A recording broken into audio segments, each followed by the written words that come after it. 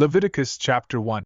The Lord summoned Moses and spoke to him from within the tabernacle of the congregation, saying, Speak to the children of Israel and tell them, if anyone among you brings an offering to the Lord, you shall offer cattle, whether from the herd or from the flock. If the offering is a burnt sacrifice from the herd, let it be a male without any flaws. Offer it willingly at the entrance of the tabernacle of the congregation before the Lord. Place your hand on the head of the burnt offering. It will be accepted on your behalf to make atonement for you. Slaughter the bull before the Lord, and the priests, who are Aaron's sons, will bring the blood and sprinkle it around the altar that is by the entrance of the tabernacle of the congregation. Skin the burnt offering and cut it into pieces. Aaron's sons, the priests, shall arrange the fire on the altar and lay the wood in order upon the fire.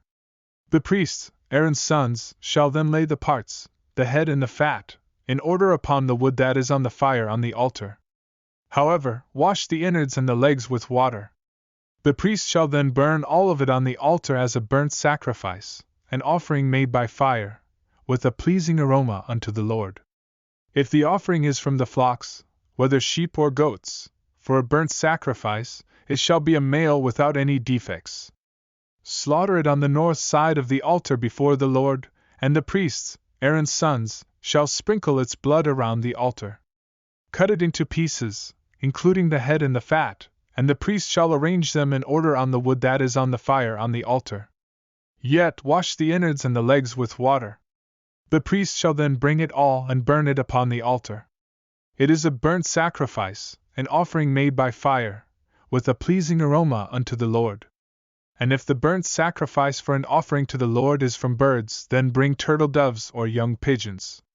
The priest shall bring it to the altar, wring off its head, and burn it on the altar. The blood shall be drained out against the side of the altar. Remove its crop with the feathers, and cast it beside the altar on the east side, in the place of the ashes. Tear it apart by its wings, but without dividing it completely. The priest shall then burn it upon the altar, on the wood that is upon the fire. It is a burnt sacrifice, an offering made by fire, with a pleasing aroma unto the Lord.